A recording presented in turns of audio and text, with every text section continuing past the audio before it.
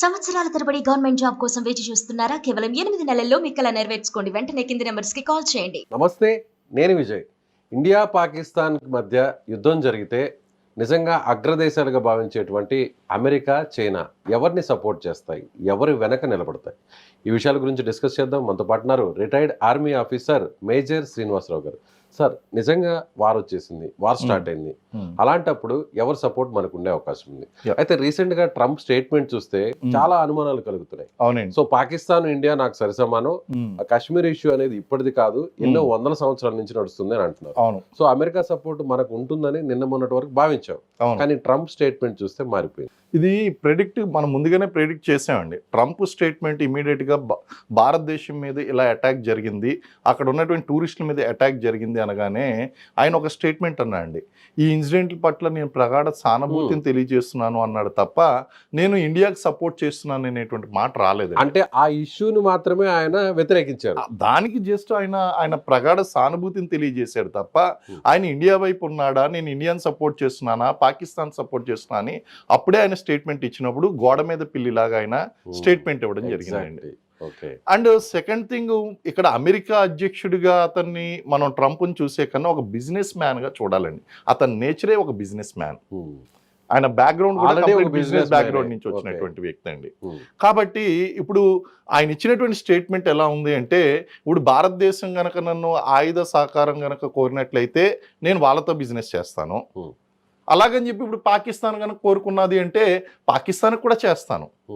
అయితే పాకిస్తాన్ ఏంటంటే వాళ్ళకి తిండి తిప్పలు లేకపోయినా సరే వాళ్ళ కంప్లీట్ బడ్జెట్ అంతా కూడా డిఫెన్స్ వైపు పెట్టుకుంటున్నారండి. తెలుసండి, Pakistan is also good buyer అని చెప్పేసి తెలుసండి. So he made very diplomatic statement. అదే మీరు చూడండి, ఇటు ఫ్రాన్స్ కానీ లేకపోతే బ్రిటన్ కానీ వాళ్ళు ఏమన్నారు, ఈ ఇన్సిడెంట్లో భారత్ ఎటువంటి నిర్ణయం తీసుకున్నా సరే మేము భారత్ని సపోర్ట్ చేస్తామని ఖచ్చితంగా నిర్ద్వందంగా వాళ్ళు సపోర్ట్ తెలియచేశారు. ట్రంప్ ఆ విషయం చెప్పలేదండి. ట్రంప్ ఆ విషయం చెప్పలేదు. నేను ఆ ఇన్సిడెంట్ జరిగినందుకు సానుభూతిని తెలియజేస్తున్నాను అన్నాడు తప్ప భారత్ చేసిన తప్పు. రెండోది ఇంకోటి ఏంటంటే, కాశ్మీర్ సమస్య ఈరోజు కొత్త కాదు కదా, 1500 సంవత్సరాల పురాతన. ఆయన ఏం మాట్లాడుతున్నారు అసలు? ఇండియా పాకిస్తాన్ ఎప్పుడు మనకి 1947లో విడిపోయినటువంటి దానికి, పాక్ ఆక్యుపైడ్ కాశ్మీర్ సమస్యకి ఆయన ఏ విధంగా కూడా అసలు మాట్లాడుతున్నాడో అర్థం కావట్లేదు. 1500 సంవత్సరాలు అంటే తెలిసి మాట్లాడుతున్నాడా, తెలియక మాట్లాడుతున్నాడా? అమెరికా అధ్యక్షుడిగా అలా మాట్లాడడానికి it shows the intentions of Trump. ఆయన అవుట్ రైట్ గా ఇండియాని సపోర్ట్ చేయడం లేదు అన్న విషయం మనం గ్రహించాలండి ఇక్కడ.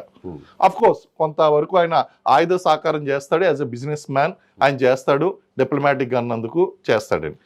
సెకండ్, చైనా విషయం దగ్గరికి వచ్చేసరికి చైనా ఏముంటుందండి, మనకి ఈవెన్ ఈ మధ్యన ఎప్పుడైతే మనకి అమెరికాతో ట్రేడ్ వార్ అనేటువంటిది స్టార్ట్ అయిందో దానికి భారతదేశం యొక్క సహకారం కనిపించింది కాబట్టి మన రాష్ట్రపతికి లెటర్ రాయడం జింపింగ్ రాసి, మీరు మన ఆసియా అనేటువంటిది మనం ఒక ఆసియాగా మనం పోరాడాలి, ఈ దేశాలుగా కాదు ఒక ఖండంగా పోరాడాలి, కాబట్టి మీరు మాకు సపోర్ట్ చేయండి అన్నాడు.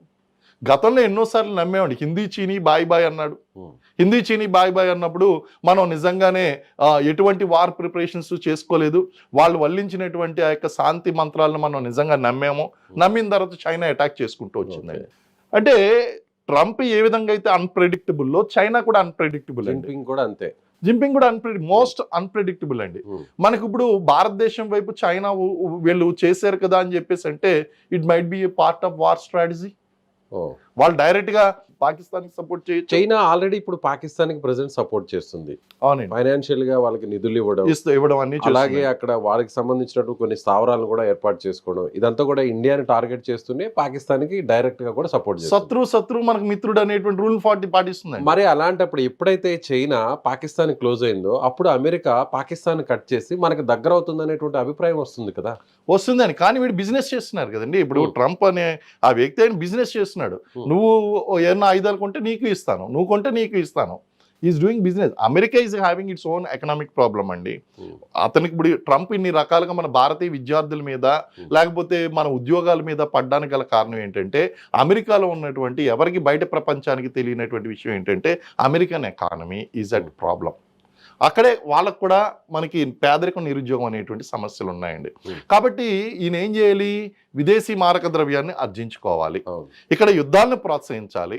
ఓ పక్కన శాంతి మంత్రాన్ని ప్రోత్సహిస్తూనే నేను యుద్ధం ఆపేస్తానని చెప్తూనే ప్రపంచంలో ఎక్కడైనా యుద్ధానికి రావడానికి అవకాశం వస్తే గనక వాళ్ళని రెచ్చగొట్టి కాస్త ఆయుధాలు అమ్ముకోవాలండి. ఇప్పుడు ఈ రష్యా ఉక్రెయిన్ విషయంలోనే మనం చూడొచ్చు. అవునండి. ఒకసారి రష్యా అధ్యక్షుడికి పుతిన్ కి సపోర్ట్ గా మాట్లాడతాడు, మరొకసారి ఉక్రెయిన్ కి సపోర్ట్ గా మాట్లాడతాడు, జెలెన్స్కీనేమో అందరి ముందు మీడియా ముందునే తిడతాడు. అవును. సో ఈ మళ్ళీ కూడా చర్చలకు సిద్ధమని నిన్న మొన్న కూర్చొని ఇద్దరు మాట్లాడుతున్నారు. సో ఇప్పుడు అమెరికా అవలంబిస్తున్న వైఖరి ఇండియా పాకిస్తాన్ విషయంలో కూడా ఇలాగే జరుగుతుంది అనుకో. ఖచ్చితంగా జరిగేటువంటి అవకాశం ఉందండి, లేకపోలేదు. కాబట్టి మనం ఇటు పూర్తిగా అమెరికాను నమ్ముకుని మనం యుద్ధంలో దిగలేము, అలాగే చైనాను నమ్ముకుని మనం చైనా అయితే నమ్మే పరిస్థితులు లేదు. కాబట్టి చైనా కూడా మనకి డైరెక్ట్ గా ఉన్న శత్రువే కదా. అవునండి. బార్డర్ ని షేర్ చేసుకుంటున్న శత్రువే కదా. అవునండి.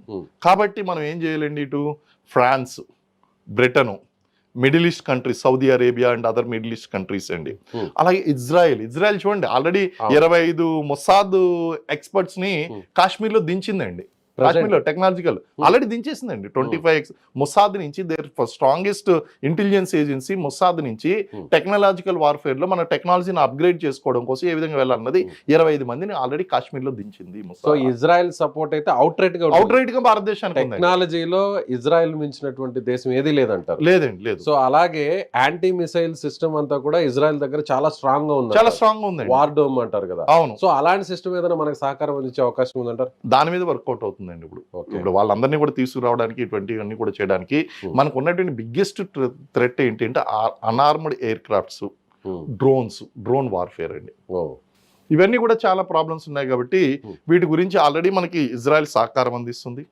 అలాగే ఇప్పుడు ఇంకొక చిన్న మధ్యలో ఇంటరప్షన్, ఇప్పుడు వార్ పరంగా చూస్తే, సైనికుల పరంగా లేదంటే టెక్నాలజీ పరంగా, ఆర్మ్స్ పరంగా చూస్తే ప్రపంచంలో స్ట్రాంగెస్ట్ గా ఉన్నటువంటి కంట్రీస్ ఏంటి?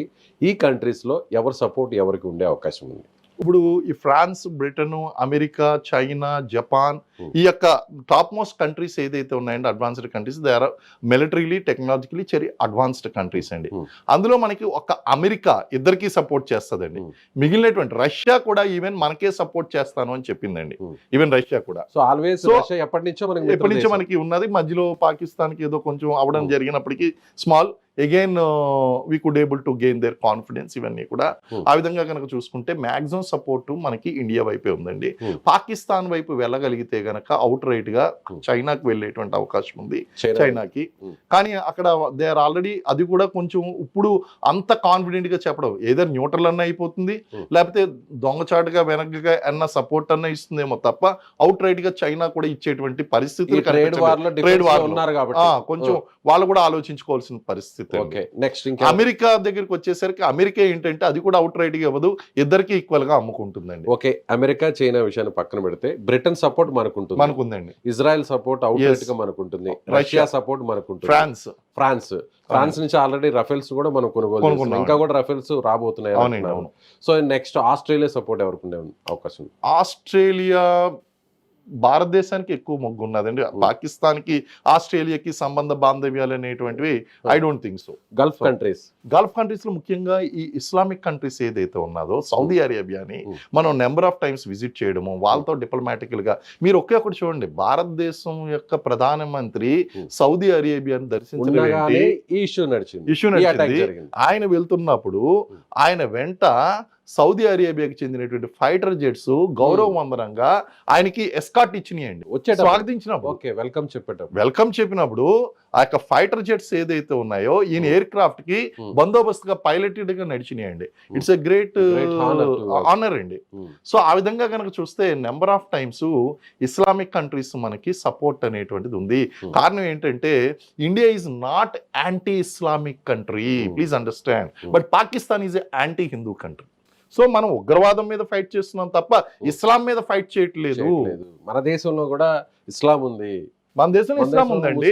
They are the great patriots. ఈ రోజు చూడండి, మనకి అంతర్గతంగా రాజకీయంగా రకరకాల సమస్యలు ఉండొచ్చు.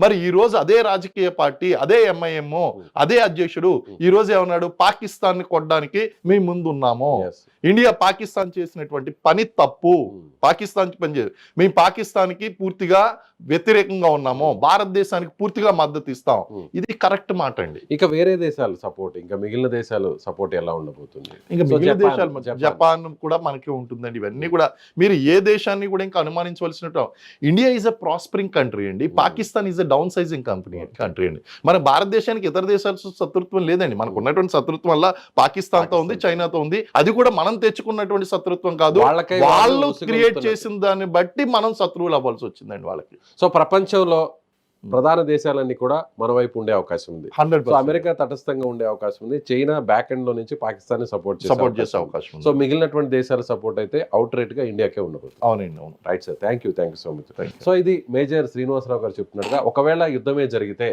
అమెరికా తటస్థ వైఖరి ఉండబోతుంది, చైనా బ్యాక్ ఎండ్ నుంచి పాకిస్తాన్ సపోర్ట్ చేస్తుంది, మిగిలినటువంటి అగ్రదేశాల సపోర్ట్ అంతా కూడా ఇండియాకు ఉండే ఛాన్స్ ఎక్కువగా ఉంటుంది. ముఖ్యంగా ఇజ్రాయెల్ టెక్నాలజీలో ముందుండేటువంటి ఇజ్రాయెల్కి సంబంధించి కూడా ఇప్పటికే ఒక వ్యవస్థ, కొంతమంది అక్కడి నుంచి టీమ్స్ను కూడా ఇండియాకు పంపించినట్లుగా కొన్ని ఇన్ఫర్మేషన్ కూడా వస్తున్నాయని చెప్తున్నారు. Thank you so much. మీరేమనుకుంటున్నారు? ఈ వీడియోపై మీ అభిప్రాయం ఏంటో కామెంట్ రూపంలో తెలియచేయండి.